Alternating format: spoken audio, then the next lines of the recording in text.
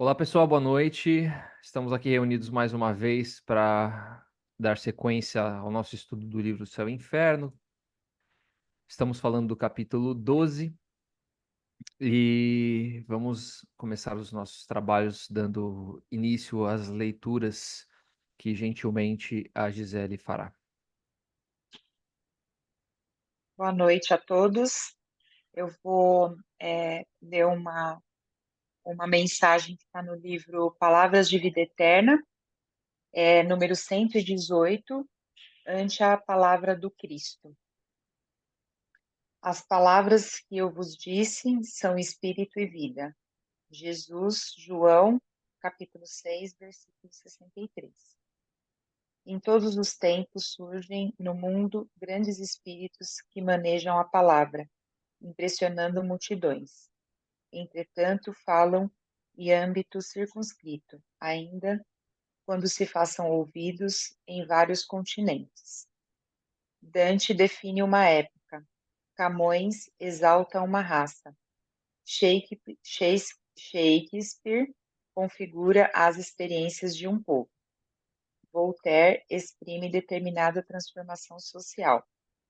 A palavra de Jesus, no entanto, transcende lavores artísticos, joias literárias, plataformas políticas, postulados filosóficos, fórmulas estanques. Dirige-se a todas as criaturas da Terra com absoluta oportunidade, estejam elas nesse ou naquele campo de evolução. É por isso que a doutrina espírita a reflete, não por mera reforma dos conceitos superficiais do movimento religioso, à maneira de quem desmontasse antigo prédio para dar disposição diferente aos materiais que o integram, em novo edifício destinado a simples efeitos exteriores. Os ensinamentos do Mestre, nos princípios espíritas cristãos, constituem sistema renovador, indicação de caminho, roteiro de ação, diretriz no aperfeiçoamento de cada ser. Quando os manusieis, não te julgues, assim como apenas quem se vê à frente de um espetáculo de beleza, junto do qual devas tão somente chorar, seja nutrindo a fonte da própria emotividade ou penitenciando-te quanto aos próprios erros. Além das lágrimas, aprendamos igualmente a pensar, a purificar-nos, a reerguer-nos e a servir. A necessidade da alma é semelhante à sede ou à fome, ao desajuste moral ou à moléstia, que são iguais em qualquer clima. A lição do Cristo é também comparável à fonte e ao pão, ao fator equilibrante e ao medicamento, que são fundamentalmente os mesmos em toda parte. No trato, pois, de nós ou dos outros, é forçoso não olvidar que o próprio Senhor nos avisou de que as suas palavras são espírito e vida. É isso, gente. Vamos viver a palavra do Cristo. Isso aí. Obrigado, Gi. Silvia, fica à vontade.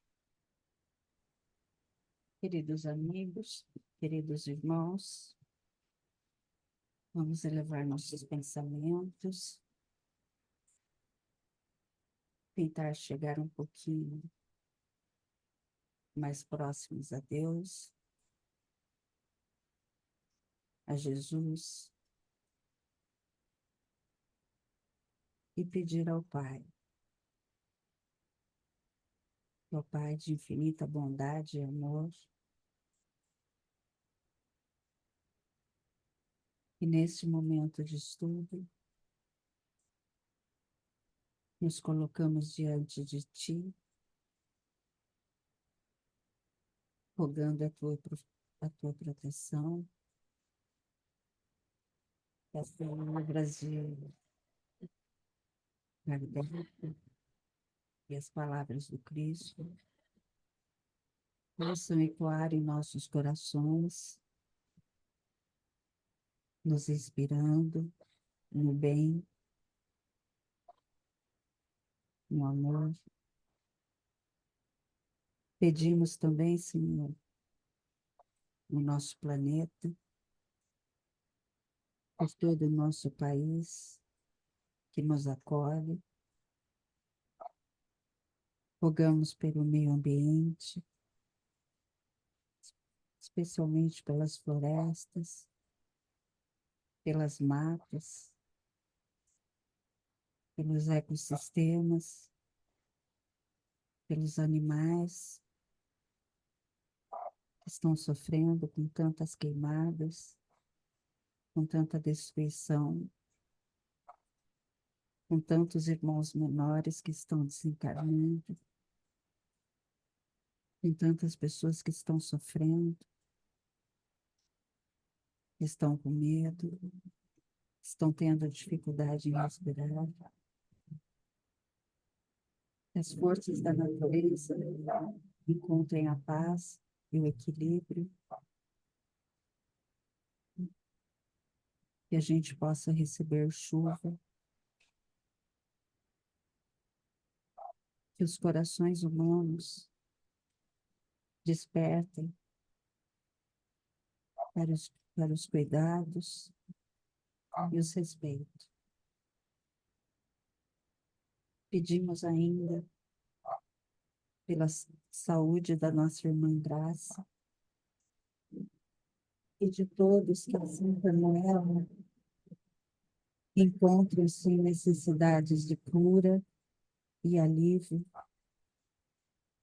que o teu amor possa os encontrar, os envolver, fortalecendo-lhes o corpo, cada órgão necessitado, dando-lhes coragem, força e o conforto necessário para enfrentar suas lutas com fé e coragem. Que possamos todos, nesse estudo, aprender a caminhar com mais amor, com mais fé e fraternidade, seguindo os caminhos do Mestre Jesus. Permaneça conosco durante todo o estudo, que assim seja, graças a Deus.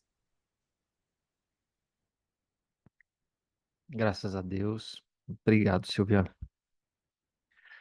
Vamos lá, pessoal. Bora continuar aí a nossa aula. Todos vendo, né? Bonitinho aí. Então, só para a gente recapitular, esse foi o conteúdo que a gente encerrou a aula na semana passada. Então, são várias perguntas que não respondem, ou, aliás, que respondem exatamente a primeira, né? Esse título de todas as leis teriam sido criadas em nome de Deus, mas acabam não sendo tratadas como uma autocrítica pelas outras religiões, não tudo em nome, né, dos seus interesses, dos seus preconceitos, de manter a sua fé como uma fé verdadeira e trazer com que as demais sejam a errada e a sua correta, né? Então, aí aqui, dando sequência, então, a esse nosso estudo,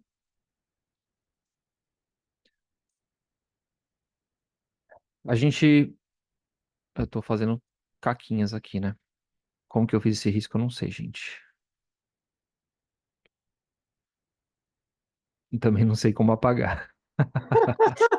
Amigo, fui eu. Foi você? Eu tava testando tudo, olha que recurso interessante Eu ia aí. falar, caramba, como é que eu fiz isso? E eu pensando que era eu, né? Como tipo anotação que a pessoa fizesse, sabe? Num caderno. Excelente, totalmente Eu vou, excelente. eu vou apagar isso aí. Boa sorte para você apagar, então. Ai, ai. Então, esses questionamentos, muito obrigado. Que a gente fez, ele fica na minha tela aqui cheia, na tela cheia. A gente tem então esses vários questionamentos que eu acabei fazendo sobre a seleção de Moisés, então do que seria válido, do que não seria válido, para validar, né, os seus interesses, os seus preconceitos espirituais, como acontece de fato com o espiritismo. E aí a gente viu também que outras religiões também possuem fenômenos semelhantes ou iguais com outros nomes. Então, Jesus, no seu evangelho, ele não proíbe as manifestações. Em momento algum, Jesus cita, ou condena, ou critica, ou diz não pode fazer tal coisa, né? Muito pelo contrário. Jesus, a todo momento, promoveu dentro dos seus conhecimentos, né, do seu conhecimento mediúnico, dentro das suas possibilidades, das suas faculdades, magnetismo, utilizando desse contato, né, desse acesso à espiritualidade, né? E o espiritismo traz uma compreensão, traz um entendimento, traz como que essas manifestações ou a manifestação do Espírito Santo, como gostam de dizer, como que ela procede, né? Agora, aqueles que utilizam a lei mosaica nas suas vidas, ainda nos dias de hoje, 4, 5 mil anos depois, utilizando das leis mosaicas como regra, como conduta moral, eles não estariam colocando acima das leis do Cristo as leis de Moisés, porque elas, por várias vezes, vão se opor, elas vão se divergir. E não tem como, né, você utilizar as réguas para as duas medidas, né?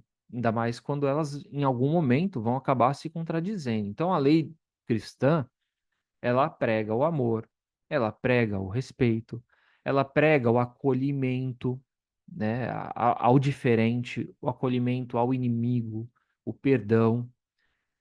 E algumas das leis mosaicas são totalmente opostas. Elas fomentam o ódio, elas fomentam o preconceito, elas fomentam a escravidão, como a gente também viu, né? E como a gente também viu, elas foram criadas por um motivo, né? Sem, sem que a gente condene elas, a gente tem que entender o contexto da época e a necessidade que o povo tinha. Então, por que que essas criaturas, tanto tempo depois, vivem tão apegadas a esse passado distante? Uma realidade completamente distinta daquelas que aquelas pessoas viviam, né. Mas é muito mais confortável para elas manter a crença do que dizem, né, aquela crença do cabresto, aquela crença do poder, do que aquela crença onde eu tenho que olhar para dentro de mim. Do que aquela cre É mais fácil eu julgar e falar que o outro tem que mudar, do que eu perceber as coisas em mim e tentar me transformar, e tentar mudar os meus hábitos, os meus conceitos, os meus pontos de vistas, vendo que a sociedade é uma sociedade diferente, mas eu ajo completamente diferente dela. A gente não tem que ser conivente com tudo, né? A gente não tem que ser moroso e passivo para tudo, mas a gente não pode viver na idade da pedra, né? Como se as pessoas ainda vivessem na idade da pedra. E aí é por isso que a nossa sociedade acaba caminhando, né, a passos de formiga, sem vontade. E aí Kardec, ele faz uma comparação muito interessante. Ele diz o seguinte: se Moisés proibiu evocar os espíritos dos mortos, então é porque esses espíritos podiam vir. Se isso não fosse possível, essa proibição não teria nenhum sentido de existir. E se eles podiam vir naquela época, também podem vir nessa. E se são espíritos dos mortos, então não tem como ser todos eles demônios. Aliás, Moisés não cita demônios nessas passagens. E aí a gente percebe que tem muita coisa se contradizendo aí, inclusive na fé que se mantém em cima das leis mosaicas, porque o que Moisés condenava eram claramente dentro das suas passagens, né, dentro das suas leis, mágicos, adivinhos, os presságios, os sortilégios, as maldições, ou seja, tudo aquilo que gerava um mau uso e que trazia consequências ruins para a sociedade. E a gente, dentro da doutrina espírita, pensa e condena exatamente a mesma coisa, né? O mau uso da mediunidade para esses fins, da comunicação com os espíritos para esses fins, faz com que nós tenhamos os mesmos objetivos.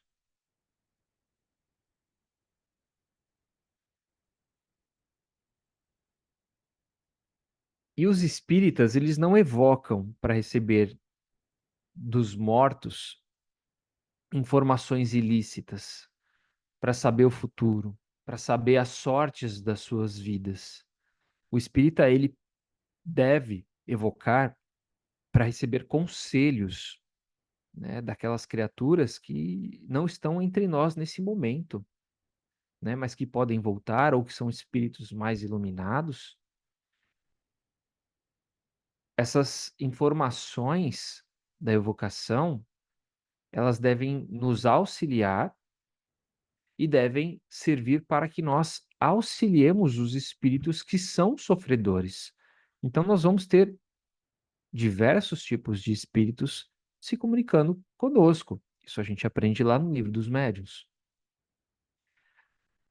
As pessoas que não acreditam no espiritismo podem até nos ridicularizar, podem zombar, pode até tentar descredibilizar a doutrina, mas tudo isso é por pura ignorância, é por pura falta de conhecimento, é simplesmente porque alguém falou, alguém citou uma lei mosaica que está em Deuteronômios, que está não sei aonde, e aquilo vira uma verdade para aquela criatura sem sequer tentar entender o que é, né? Sem nunca ter perguntado para alguém, olha, o que que é o espiritismo, do que ele fala, em relação a isso aí, o que você tem para me dizer? Não, simplesmente por puro desconhecimento.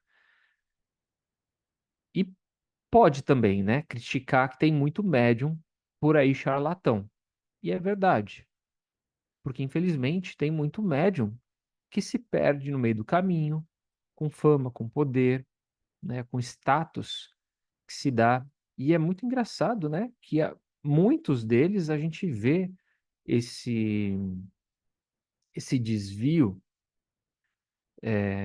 do caminho que trilhava, né? Tem vários médiuns que a gente pode ver que já falaram, ah, eu não sou mais espírita, agora eu sou espiritualista, ah, eu criei uma nova seita em cima do espiritismo, uma nova filosofia, né? Agora eu sou mais universalista.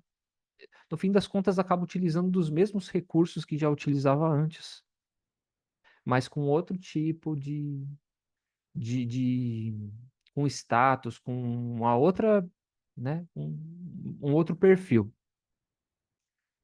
E tem dessas questões aí que fazem com que a gente, que a doutrina acabe sendo descredibilizada, como eu disse, mas tem um porém, né? A fé forte, na verdade, no contexto, na base sólida que a doutrina tem, ela é inabalável, né? Por quê? Essa fé, os exemplos práticos e que acabam transformando as pessoas que vêm acontecendo, faz com que tudo isso de falso, de que de charlatão, tudo isso que faz com que tirem o crédito do espiritismo, isso vá para debaixo da terra, né? Então, os médiuns com a moral ilibada, eles não são esquecidos. Eles fortalecem, inclusive, a crença na, na questão dos espíritos. Então, eu convivi com muitos católicos no meu último trabalho, muitos católicos mesmo. E muitos deles vinham tirar dúvidas. Ai, mas como que o espiritismo enxerga isso? Ah, mas e essa visão aqui? Ou então aquelas questões que a gente fala de sonho, né? Ai, sonhei com isso, você acha que é alguma coisa? Tudo isso nos dá base para que a gente tenha uma resposta plausível, mas acima das respostas que a gente possa dar em nome do espiritismo, a nossa conduta e o nosso comportamento é o que vão ditar, moral eu digo, tá? É o que vão ditar o respeito em relação à doutrina. Porque quando falar de alguém, falar, nossa, aquela pessoa é espírita. Quando você fala de Chico Xavier, você fala da moral de Chico Xavier, né? Você pensa na criatura de amor e de bondade que foi, que é um médium, é um outro braço dele. Então, quando você pega qualquer espírita que deixa a marca, é pela sua conduta. E ninguém mais se lembra daquele médium que cometeu tal crime, daquele médium que fingia, daquele. Essas pessoas elas acabam naturalmente sendo esquecidas, né?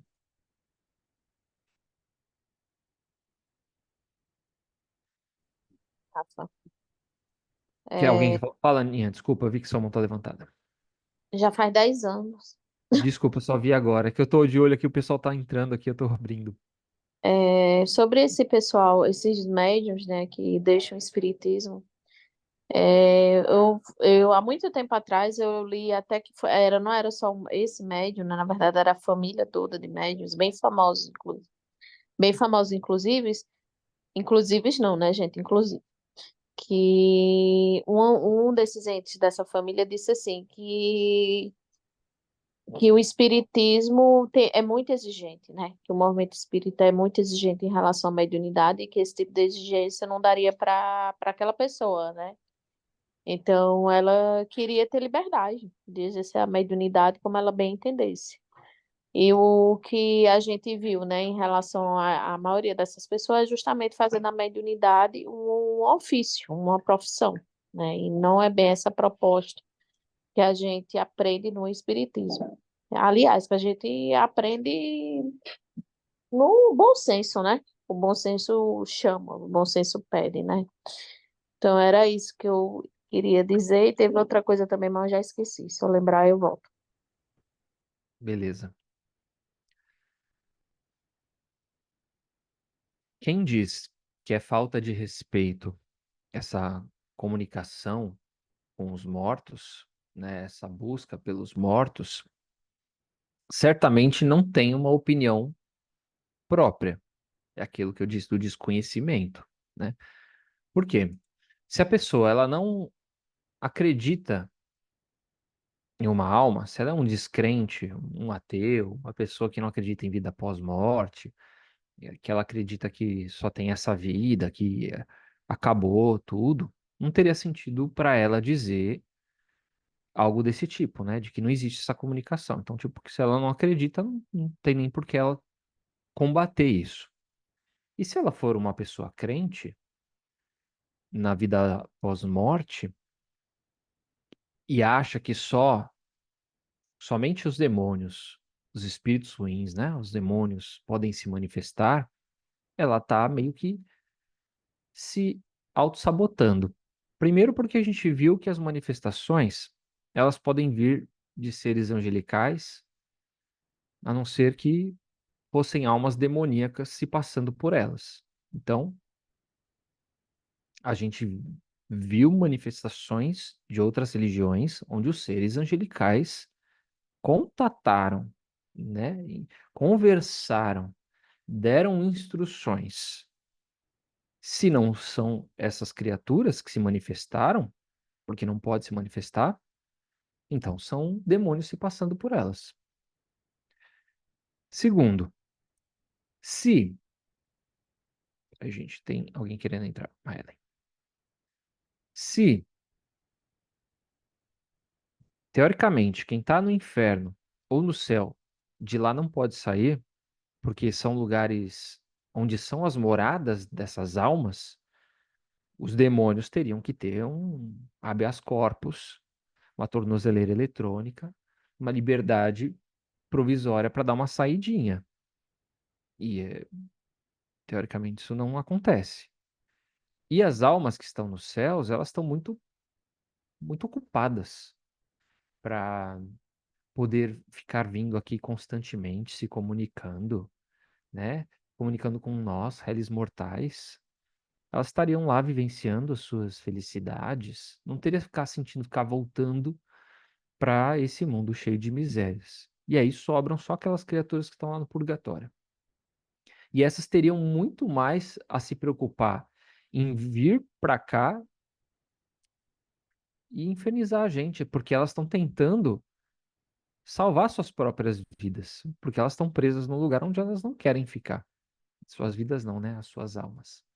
Então não teria sentido nenhum desses três buscar comunicação com a gente. Então a única coisa que. Depois eu falo isso.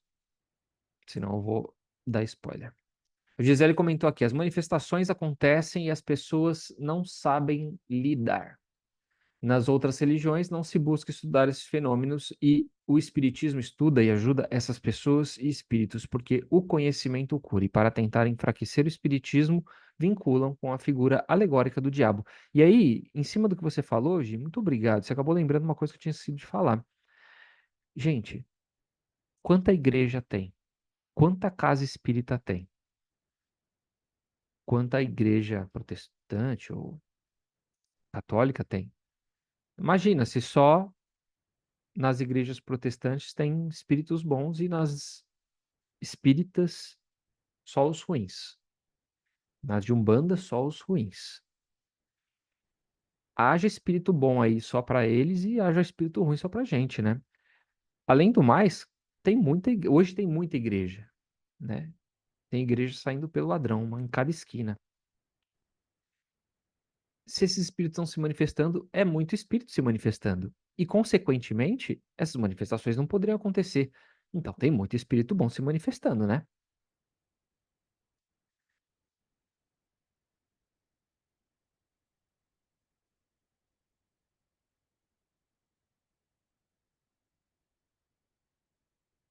E aí, tô achando que eu pulei um slide. Deixa eu ver aqui.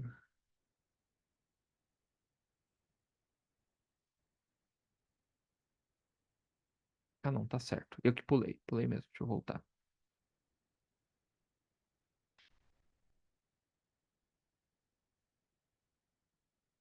Então, aí a gente pergunta chega na pergunta do milhão, né? No céu tem pão? A pergunta do milhão não é essa, tô brincando. A pergunta do milhão é: qualquer entidade, então, pode se manifestar ou só aquelas que eu permito ou que eu quero? Porque se não pode evocar, é uma regra que deveria ser para todos, né? Não se pode ser feita nenhuma manifestação. Porque quando a ajuda dos santos ela é invocada, a gente não está considerando que eles estão vindo aqui para nos auxiliar, deixar um pouquinho o que eles estão fazendo lá para vir nos ajudar. Quando a gente está no momento de doença, quando a gente está no momento de dificuldade financeira, no momento de aflição na vida, no momento de cura impossível, no momento de um objeto perdido, as pessoas não simplesmente pedem ajuda do alto? Será que o santo não tem mais o que fazer do que ter que arrumar um amor para alguém? Senão você vai virar ele de cabeça para baixo? Será que o santo precisa que ofereçam para ele balas? Ele só vai vir aqui para te ajudar? Será que o santo quer que você dê 3 pulinhos se você encontrar um celular perdido? Percebam como, para coisas tão efêmeras, a, a manifestação ela é colocada para acontecer, os santos, os espíritos, eles são invocados.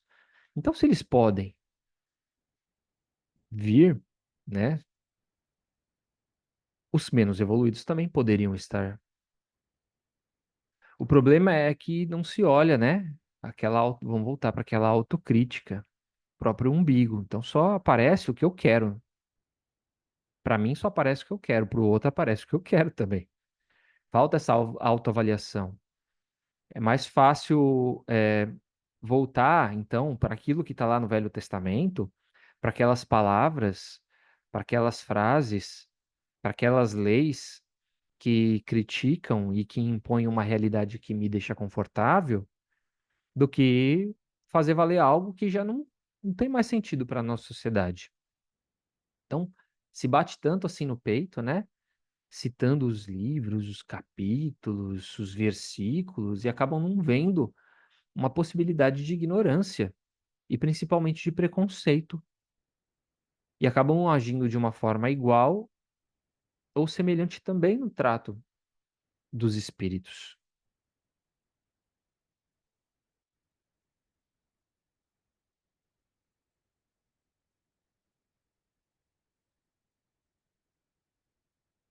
Então, todas as comunicações, elas acabam entrando no mesmo ponto, né? Todas querem e acreditam nas comunicações sérias, todas elas, olhando para o seu próprio umbigo, né?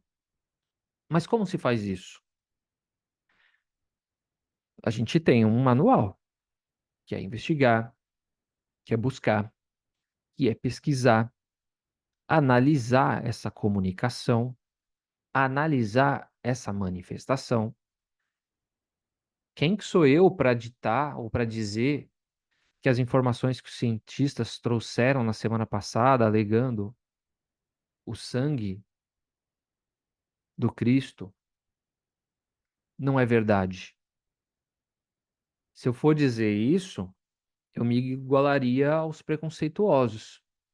E cada fé, cada religião tem a sua metodologia, tem a sua, além da metodologia, tem a sua responsabilidade para que essa comunicação tenha qualidade, seja boa. E se ela não tiver, que ela desenvolva essa metodologia pelo lado científico, né? Não estamos falando de uma metodologia de fé, estamos falando de uma metodologia científica, porque dentro da ciência se estuda, se pesquisa, se busca, se constata os fatos. E caso contrário, a gente vai ter uma fé cega, né? E a fé cega, ela acaba correndo grandes riscos de não perdurar. Pode durar por muito tempo, mas uma hora ela esgota. Os pensadores, os questionadores vão, querendo ou não, surgir para ajudar no progresso daquela sociedade. E eles vão trazer as reflexões que vai fazer as pessoas ao longo do tempo falar: peraí, isso não tem sentido. Estou só repetindo frases, padrões, né? A minha filha, ela não tem medo de espírito. Tem 10 anos. Na idade dela, eu me borrava todo. Ela não tem medo de escuro. Ela não tem medo de morto. Justamente porque eu nunca ensinei ela a ter esse tipo de medo. Não instigo a comunicação, é claro, mas eu não estimulei nela esse receio, esse medo.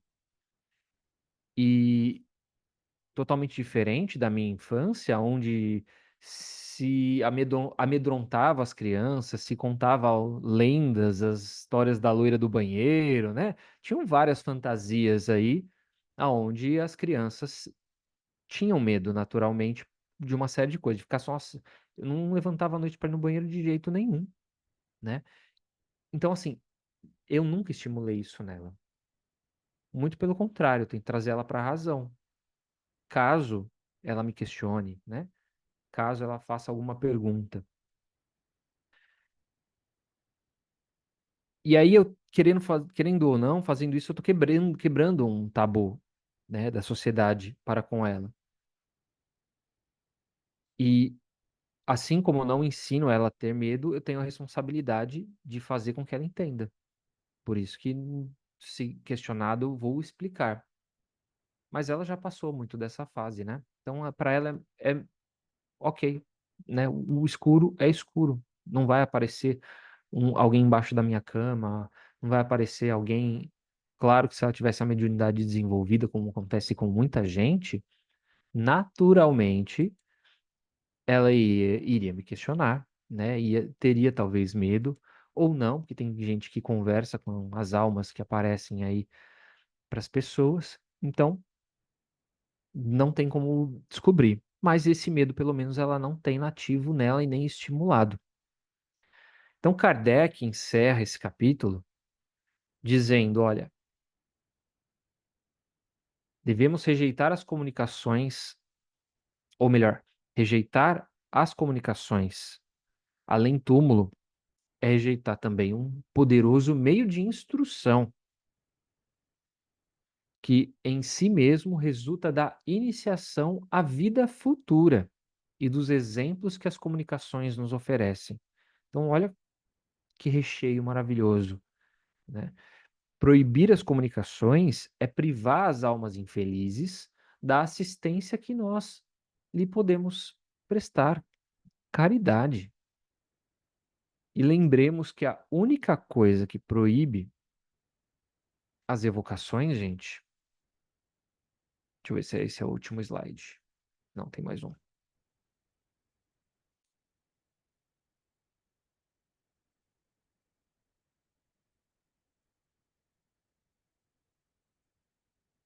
E lembremos que a única coisa que de fato proíbe as evocações é a própria vontade do espírito comunicante. Então, se a espiritualidade não quiser, não tem manifestação. Eu posso criar a lei que eu quiser. A espiritualidade falou, não, não tem manifestação aqui, não se manifesta naquele médium, não vai acontecer, né? E isso resulta daquela famosa frase, né, de Chico, inclusive, de que o telefone só toca de lá para cá. O médium por si próprio não cria essa manifestação, a não ser que seja anímica. Então, a espiritualidade, ela nos direciona, seja para auxílio, né, seja para auxiliar, seja para questionar, seja para nos instruir, ela vai surgir para esses fins. Qualquer coisa que não seja para isso, devemos questionar a qualidade dessa comunicação. Então não adianta ter esse fator médium, porque se não tem a vontade do espírito comunicante, não tem manifestação. E se há evocações, é porque essas almas querem e essas almas precisam se manifestar. Então, esse capítulo, ele é, Kardec acaba sendo bastante didático, primeiro em defender a evocação e as manifestações, né? E ele defende de uma forma muito racional, trazendo justamente os contrapontos, né? Os pontos onde o espiritismo acaba sendo combatido, se naquela época pela Igreja Católica, né? E ele trazia essa questão do tira dúvidas aí com os padres, com o clero. Hoje a gente tem com um outro tipo de perfil, né? São outras pessoas que abrem essa discussão para conosco. E elas são pautadas justamente nas leis mosaicas. Então, Kardec vem primeiro trazendo e, ó, meu amigo, é isso, todo mundo tem manifestação. E a questão é, você se questiona em relação à manifestação que acontece na sua igreja? Você já se perguntou se isso pode ser verdade ou não? Porque você também faz. E aí ele vem e traz um outro lado que é justamente o de esclarecer, né? De falar sobre as manifestações em si, para todos, não só para o espiritismo. E vamos lá. A Ana falou que o filho dela tem medo. A Camila fala que era medrosa até conhecer o espiritismo e depois que leu o Livro dos Espíritos. É isso, cara? A Gi também fala que tinha medo antes de conhecer o espiritismo. A Priscila, eu gosto dessa diferença e passar isso adiante. não ter medo e ir com tudo. Existe o meio termo, é algo natural, mas exige cuidado. E eu achei lindo esse trecho sobre proibir é perder a oportunidade de auxiliar os espíritos. Eu também. Até porque a mediunidade tem essa finalidade também, exatamente. Que também não se questiona, né? As pessoas não se perguntam em relação a isso. Então é isso, gente. Aí a gente finaliza aqui esse capítulo. Se alguém quiser se manifestar, fazer algum comentário sobre ele, achar que quiser falar se faltou alguma coisa, Kardec podia trazer algo mais em relação a algumas coisas, ou se fez sentido para vocês. E fiquem à vontade aí para falar. Se ninguém quiser se manifestar, a gente vai encerrar.